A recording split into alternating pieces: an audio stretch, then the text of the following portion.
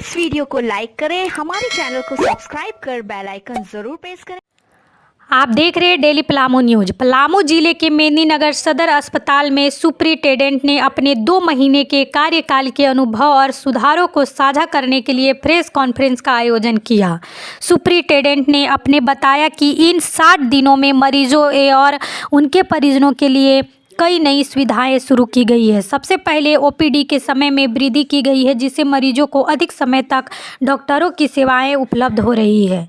आयुष्मान योजना के तहत इलाज की राशि में भी उल्लेखनीय बढ़ोतरी की गई है।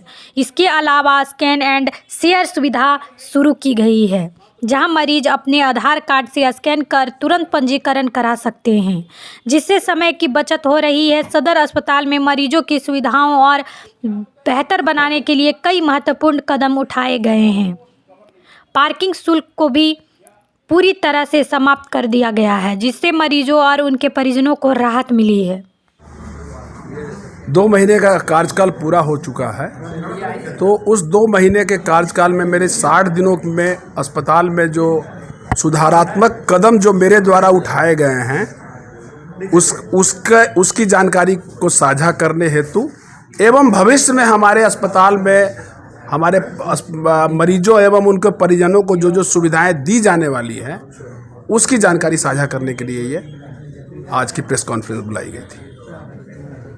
क्या पॉइंट हुआ अस्पताल में जो हमने 60 दिनों में जो कदम उठाए हैं उसमें सबसे पहले तो हमने ओपीडी का टाइम को बढ़ा दिया है। तो जाड़े के दिनों में जो दूर दराज से हमारे मरीज आते थे उनको ये सुविधा अच्छी लग रही है, और नेचुरली जो है जब 2 बजे का समय हो जाता है तो डॉक्टर लोग भी हमारे यहाँ 2 बजे रहते हैं। और उसके बाद और जो हमारे द्वारा किया गया है आयुष्मान की राशि में बढ़ोतरी कर दिया गया है। जो आयुष्मान पहले महीने में 60 से 90 केस होते थे, आज की तिथि में 300 केस हो रहे हैं। और ये स्कैन एंड शेयर फैसिलिटी हम लोगों ने कर दिया है। स्कैन एंड शेयर में मरीज अपना आभा कार्ड से स्कैन कर करके और अपना पुर्जा जनरेट तुरंत करा सकते हैं। इसमें मरीजों को समय की काफ़ी बचत होती है।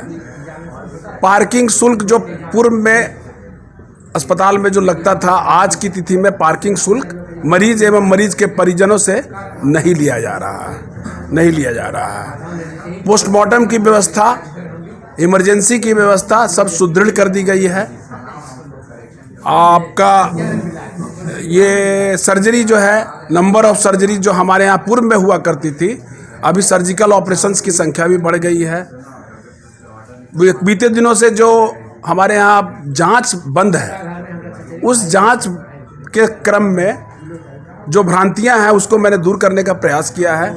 हमारे यहाँ मेडाल के द्वारा सभी तरह के पैथोलॉजिकल टेस्ट आज भी फ्री ऑफ कॉस्ट, चाहे वो बीपीएल के हों या एज पर नॉर्म्स, जो बीपीएल के हैं उनको फ्री होता है, जो एपीएल के हैं उनका जो प्रेस्क्राइब्ड पैसा है वो लगता है। रह गई बात हेल्थ मैप में जो सीटी स्कैन, अल्ट्रासाउंड और एक्सरे करते हैं, तो एक्सरे और अल्ट्रासाउंड की वैकल्पिक व्यवस्था हमारे मेदिनीनगर मेडिकल कॉलेज अस्पताल में जो हमारा विभाग है, रेडियोलॉजी विभाग, वहाँ हम लोग करा रहे हैं। सीटी स्कैन के लिए हम लोग वंचित हैं, सीटी स्कैन हम लोग नहीं करा पा रहे हैं चूँकि उनका बकाया है। और इस संबंध में सरकार को हमने काफ़ी पूर्व से, मेरे ख्याल से 6ठे महीने से हम लोग आगाह कर रहे हैं, इतना बकाया है, इतना बकाया। मैंने 6ठे महीने में पत्र लिखा, 8वें महीने में पत्र लिखा, 10वें महीने में पत्र लिखा और 11वें महीने में पत्र लिखा। लगातार हम लोग भेज रहे हैं चिट्ठी, आवंटन नहीं आ रहा है चूँकि अभी शायद चुनाव का वक्त था और मॉडल कोड ऑफ कंडक्ट लगा हुआ था। उम्मीद करता हूं कि अब सरकार बन गई है, पैसा आते ही केवल सीटी स्कैन की सुविधा बाधित है यहाँ पर।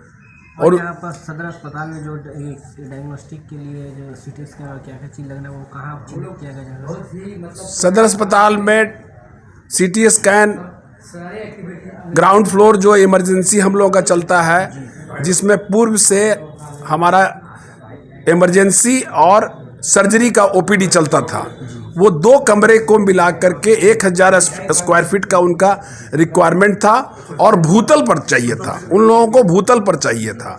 तो काफ़ी गहमागी काफ़ी विचार विमर्श के बाद हमारे सारे विभागाध्यक्ष मिल करके बैठे, और वैसे तो हम लोग नहीं चाह रहे थे कि इमरजेंसी डिस्टर्ब हो, लेकिन सीटी स्कैन का एक प्रोटोकॉल है कि ये इमरजेंसी में ही लगना चाहिए और भूतल पर लगना चाहिए। तो अभी तो हम लोग इमरजेंसी और सर्जरी दोनों कमरे को सीटी स्कैन के लिए चिन्हित कर दिए हैं। सर कुछ मामला था कि एनओसी का मामला आ रहा था, तो वो एनओसी वाला मामला, एनओसी का मामला ये था कि पहले जो प्रपोज था वो प्रथम तल्ले पर था, तो प्रथम तल्ले में जो वेट बियरिंग भार क्षमता जो एग्जीक्यूटिव इंजीनियर के द्वारा था, उन्होंने भार क्षमता का सर्टिफिकेट नहीं दिया। चूंकि 3 टन का भार है हमारा सीटी स्कैन का, तो वो भार वहन करने में समर्थ नहीं था, और सरकार का गाइडलाइन भी है कि भूतल पर होना चाहिए। तो इसको मद्देनजर मैंने भूतल के लिए वो दोनों कमरा चिन्हित कर दिया है। अब दोनों जो हमारा इमरजेंसी और सर्जरी ओपीडी जो हमारा डिस्टर्ब हो रहा है, उसके लिए हम लोग वैकल्पिक व्यवस्था अभी से लग जाएं, क्योंकि 29 तारीख से वो लोग सीटी स्कैन वाले लोग काम स्टार्ट करना जा रहे हैं। सर कहाँ पर से मतलब जाएगा, कुछ आप लोग अभी मतलब डिसाइड किए हैं कि नहीं? कहाँ पर जाए? अभी जैसे कि ओपीडी मान लीजिए यहाँ से बाधित, अभी देखिए एक हम लोगों के मेडिसिन के बगल में एक कमरा है, सर्जरी उम्मीद है हम लोग उसी में करेंगे, उसी तल्ले पर रहेगा। ये है, हम वहाँ से हटाने वाले नहीं हैं, उसी तल्ले पर ही रहेगा। सर्जरी के लिए हम लोग चिन्हित कर लिए हैं कि जो 6 बेड का जो कमरा था शायद हम लोग उसमें ले जाएं, और नर्सेज काउंटर और उधर की पीछे का स्पेस में हम लोग इमरजेंसी ले जाएं। लेकिन मेरा पूरा प्रयास रहेगा कि सर्जरी और इमरजेंसी दोनों उसी तल्ले पर समायोजित कर लिया जाए।